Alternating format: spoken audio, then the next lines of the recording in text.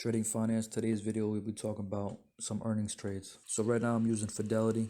You got Fidelity, Charles Schwab, TD Ameritrade, Interactive Brokers. All these big brokers will have all this information where you can learn about options. You may not get that at Robinhood, so if you're still at Robinhood, you could, take a move somewhere else. One of the things Fidelity does have is probability calculator or probability cone, and it shows you probability that Apple price will be at a certain range at a certain time period.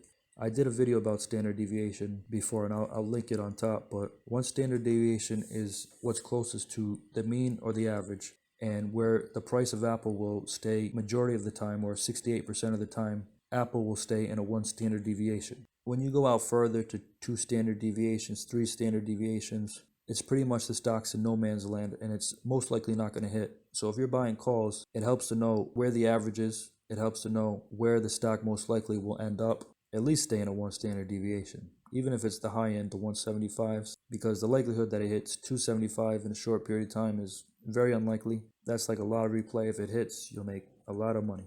You have expert options analysis. We're talking about Apple. This week, roughly 120 of the S&P 500. Earnings reports. Many companies have made concentrated effort to manage expectations, particularly those most impacted by the stay-at-home economy. Apple is approaching $2.4 trillion. In 2019, GDP of France was 2.7 trillion. So the weekly, who's banging on my door? The weekly at the money straddle, the 142 in Apple, is trading around 970 with 4 full days remaining. So if you don't know what the at the money straddle is, let's draw it out. Whiteboard time. Straddle. You do this by buying 1 call and 1 put. Same expiration, same strike.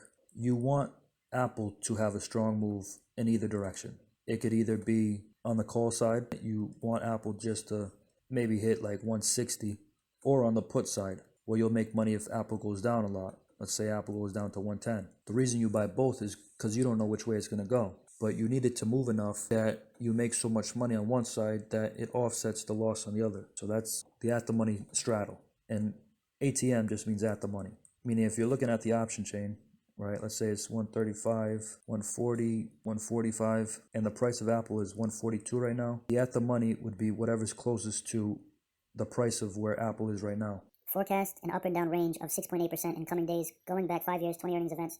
The average at-the-money straddle value for Apple has been plus or minus 4.2%. In other words, the option market is pricing greater relative uncertainty going into this week's event. So that means essentially, let's say 6.8% is the implied move, what the market is forecasting or expecting Apple to do after the event.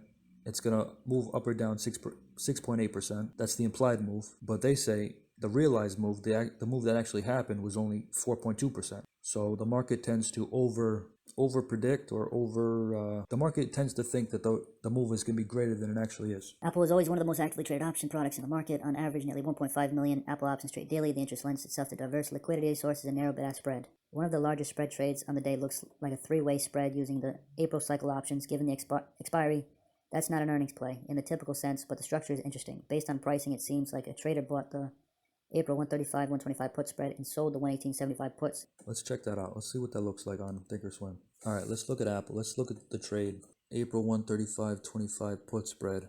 Analyze by trade.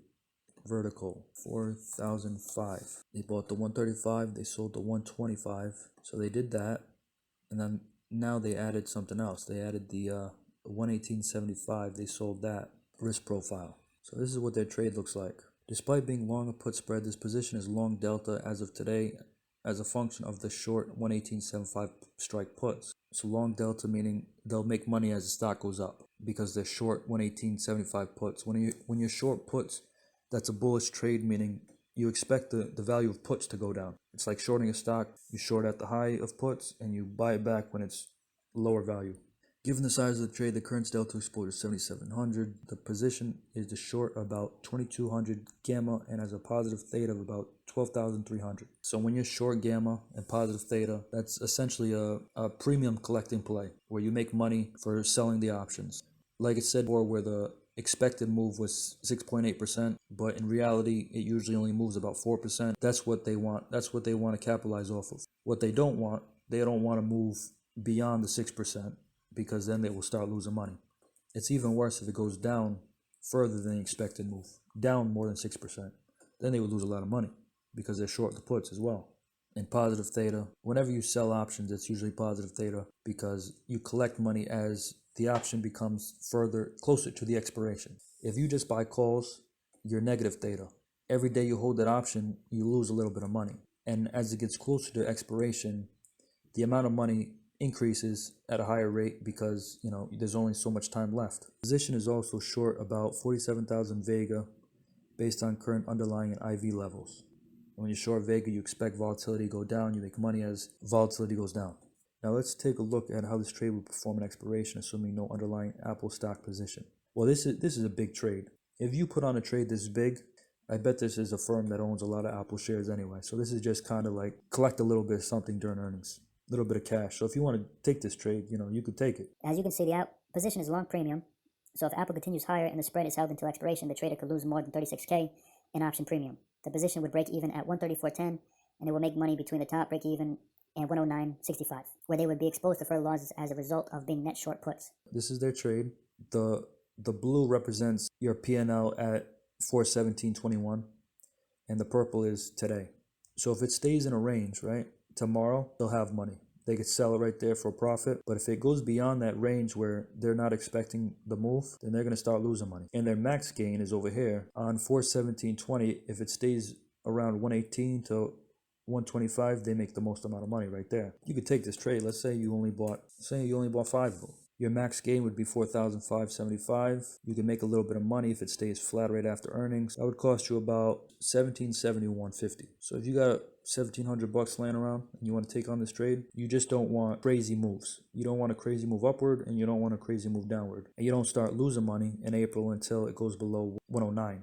This is the Fidelity Expert Option Analysis. Good trade or no? Is that a good trade? Is that something to play or no? We're out.